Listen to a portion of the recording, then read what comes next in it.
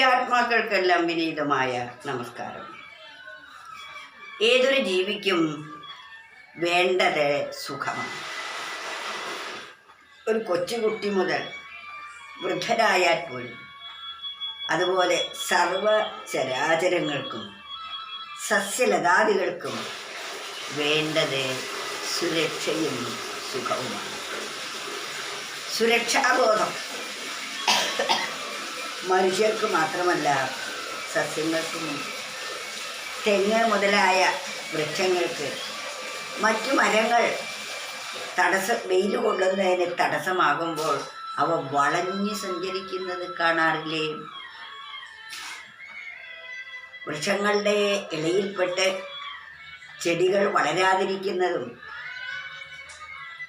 അതുപോലെ വെയിലിന് വേണ്ടി വളഞ്ഞ് പുളഞ്ഞ് ഇടയിലൂടെ സസ്യങ്ങൾ പോകുന്നതും നമുക്ക് കാണാൻ കഴിയുന്ന കാഴ്ചയാണല്ലോ. അപ്രകാരം എല്ലാ ജീവികൾക്കും വേണ്ടത് സുഖവും സുരക്ഷയുമാണ്. അതെവിടെ കിട്ടും? അതന്വേഷിച്ച് നടക്കുന്നു. സസ്യങ്ങൾക്ക് സുഖത്തിൻ്റെ ഉദ്ഭവസ്ഥാനം സൂര്യനാണ്. സൂര്യപ്രകാശം എവിടെ കിട്ടുന്നുവോ അവിടേക്ക് അവ വളഞ്ഞും തിരിഞ്ഞും ചെരിഞ്ഞും മറിഞ്ഞും എല്ലാം സഞ്ചരിക്കുന്നു. എന്നാൽ സൂര്യപ്രകാശം കിട്ടിയില്ലെങ്കിൽ അവയുടെ വളർച്ച മുരടിച്ചു പോവുകയും ചെയ്യുന്നു. ഇത് നമുക്ക് കാണാൻ കഴിയുന്ന ഒരവസ്ഥയാണ്. അപ്പോൾ ഓരോരുത്തർക്കും സുഖം, സുരക്ഷ, ഇത് രണ്ടും വേണം. സുരക്ഷയില്ലാതെ സുഖമുണ്ടായിട്ട് എന്താ കാര്യം? സുരക്ഷ ഒരു വലിയ സുഖം തന്നെയാണ്.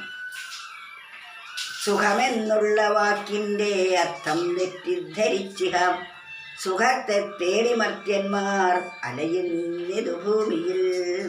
മനുഷ്യർ മാത്രമല്ല, സസ്യങ്ങളും സസ്യലതാദികളും പക്ഷി മൃഗാദികളും എല്ലാം സുഖത്തെയും സുരക്ഷയും തേടിയാണ് അലയുന്നത് എന്ന് നമുക്ക് കാണാൻ കഴിയുന്നതാണ്.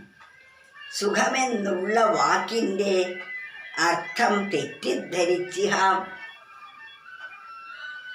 നമുക്ക് വസ്തുക്കളിലാണ് സുഖം എന്ന് തെറ്റിദ്ധരിച്ച് ആ വസ്തുക്കളെ ലഭിക്കാൻ വേണ്ടി അത്യധ്വാനം ചെയ്യുന്നു. ഒരു സ്ത്രീയിലാണ് സുഖം എന്ന് കരുതി ആ സ്ത്രീയുടെ പുറകെ നടന്ന് അതിനാരെങ്കിലും വിരുദ്ധമുണ്ടായാൽ അയാളെ കൊന്നിട്ട് പോലും ഇത് സ്വന്തമാക്കാൻ ശ്രമിക്കുന്നു. തൻ്റെ കയ്യിൽ കിട്ടിയാൽ 2 ദിവസത്തേക്ക് മാത്രമേ അതിലെ സുഖം നിലനിൽക്കുന്നുള്ളൂ. ഇത് നമുക്ക് കാണാൻ കഴിയുന്നതാണല്ലോ. നാം തെറ്റിദ്ധരിച്ചിരിക്കുന്നു അതിലാണ് നമുക്ക് വേണ്ട സുഖവും സുരക്ഷയും.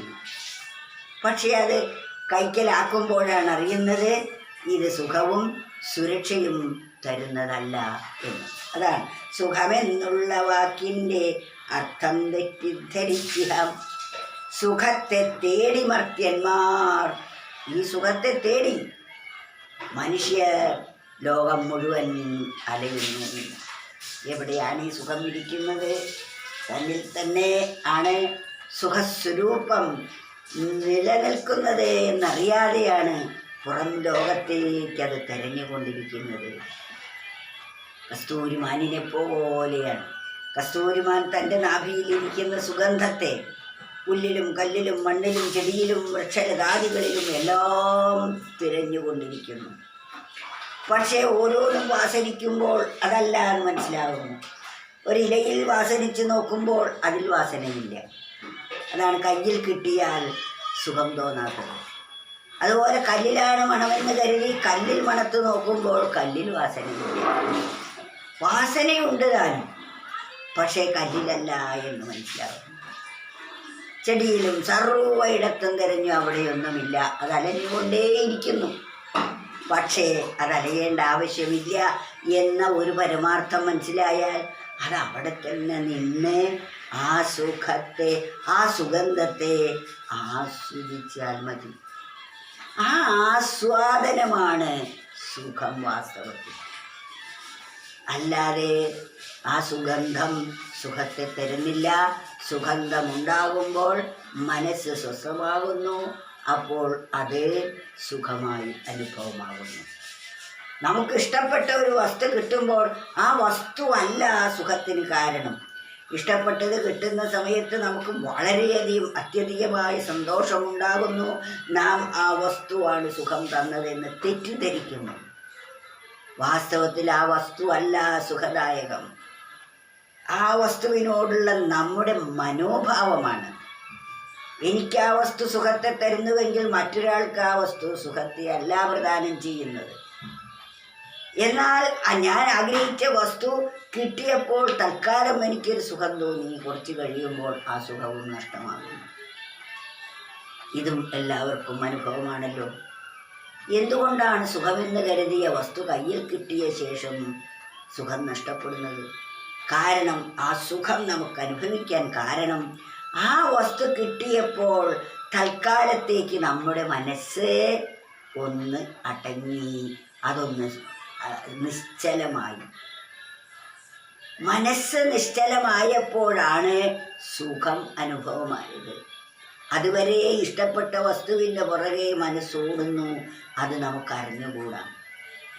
ആ ഓട്ടം നിശ്ചലമായി ആ വസ്തു തന്നിൽ എത്തിച്ചേർന്നപ്പോൾ പക്ഷേ ആ വസ്തുവിൽ തൻ്റെ മനസ്സ് പിന്നീട് നിൽക്കുന്നില്ല. അതുകൊണ്ടാണ് കയ്യിൽ കിട്ടിക്കഴിഞ്ഞപ്പോൾ പിന്നീട് സുഖവും നഷ്ടമാകുന്നു.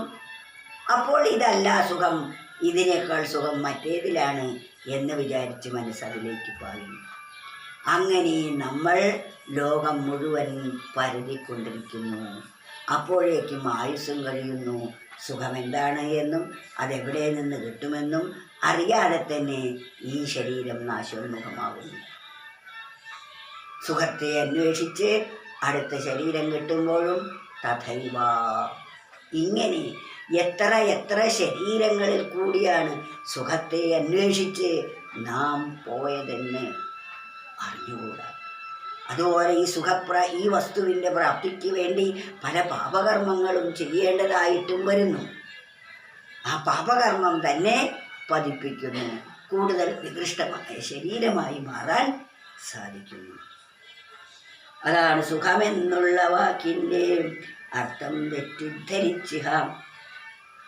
സുഖത്തെ തേടി മർത്യന്മാർ അലയുന്നിതു ഭൂമിയിൽ.